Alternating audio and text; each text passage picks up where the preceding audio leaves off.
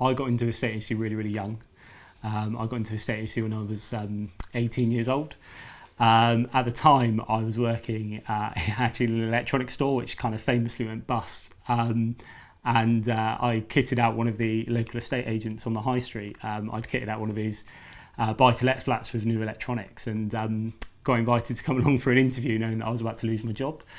So I fell into it in many ways, but it's very difficult in the area that I live to not really appreciate the property in Cornwall, because we had such a heyday in the tin mining revolution in the early 1900s. The properties in the area are grand granite townhouses. So I think even when I was much younger than that, you always had an appreciation for it. And there's such a mix of properties in that area that I always kind of felt very drawn to property, whether it was like the little fishermen's cottages on the beach or whether it was the kind of big grand detached townhouses in like Truro city centre. So I fell into it in many ways. I started as a junior on the high street, as many of us did.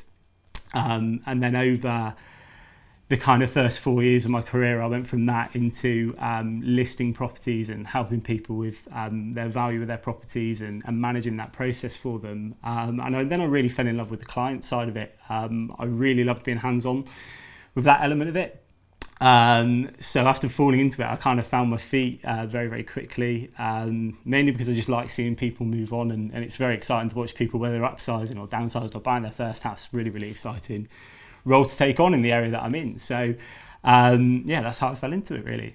The biggest difference for me between the self-employed role that I now have and when I ran branches on the high street really comes down to the personal element of it. I think that the estate agency as a whole has always been something that is relatively scrutinised by the general public. And I think that when I decided to make the decision to leave my very cushy job on the high street, the reason I took that was because the people who wanted to use me, the people I'd go out and sell my service to, very rarely got to use me when I was on the high street. It was always me at the start of the process, and then by the time the viewing started, it was passed to a junior member of staff. And then by the time it was sold, subject to contract, it was passed on to the solicitor and on to an admin who would oversee that process. So I always felt that my rapport with my clients deteriorated over time. And anyone who's looking to use me now will only ever deal with me 24 hours a day, 7 days a week. Whether that's a good thing or a bad thing, they can decide. But I really enjoy being able to take them from the day that I go and value the property and come up with a marketing plan and say, this is how I want to do it, and this is how I want to make your property look, and this is the story I want to tell with your property, to the viewings or the open house, where I can then go through everything on a kind of bespoke level with each buyer. And what's really nice about that is I know the buyers because I've spoken to the buyer myself, and I know the seller. So I know everything about your property when you come to sell it. And telling that story to the buyer, I think, puts me in a really, really good position to encourage them to offer in a way that's really transparent. So you know everything about the property, and they can make a really informed decision on what they feel comfortable to offer. And I think looking at my time with the agency UK, that's why we've seen such a kind of success between the people who've used me and actually gone on to complete, is because the buyers knew what they were getting into from day one, and the owner had an expectation that we managed to live up to. So I would say the big difference is centred around being able to use me from the start of the process right through to the end. Mainly focusing on West Cornwall. The capital growth of the area has gone up astronomically definitely over the last 18 months, following on from the pandemic. And kind of the major reason behind that is because the number of people now able to work remotely then make it very, very attractive to go and live in the kind of more remote areas of Cornwall.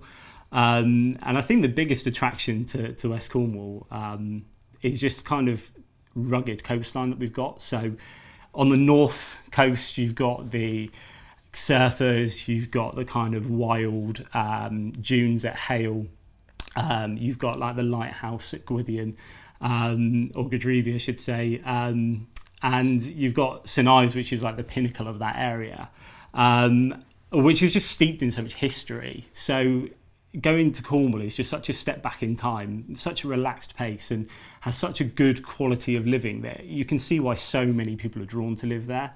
On the south coast, down at Falmouth, it's like a kayaker's paradise. The views Going off of Gilly Beach, for example, it's just absolutely stunning. You can see right the way along the coastline, and the area is just really, really buoyant because we've got the university there that's thriving. It's a real kind of blend of culture in that area as well.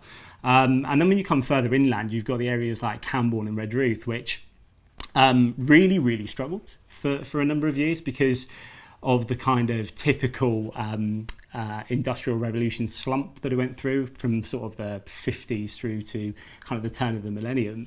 But now the local schools there are excellent. The transport links are really, really good. The public transport links are really, really good. And that area as a whole has really, really come on because you've got such kind of wild walks from your doorstep, but you're paying prices that are 20 or 30% less than the kind of tourist-driven areas, and they're much, much quieter. So I think West Cornwall as a whole just has such a kind of blend of different people in it that it's very attractive for the vast majority of people to go and move there. I think anybody who puts me in charge of their property is probably going to be aware that I'm very, very thorough.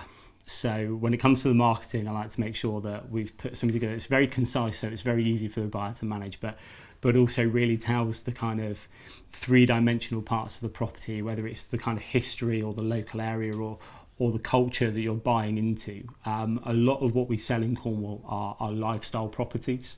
And we all live there for the lifestyle. So one of the things I think that a lot of agents miss out on is because we have such an influx of people moving from an area where they won't be as familiar as the local people, we've really got to tell the story of that area. So I would say the first thing is that I'm incredibly thorough.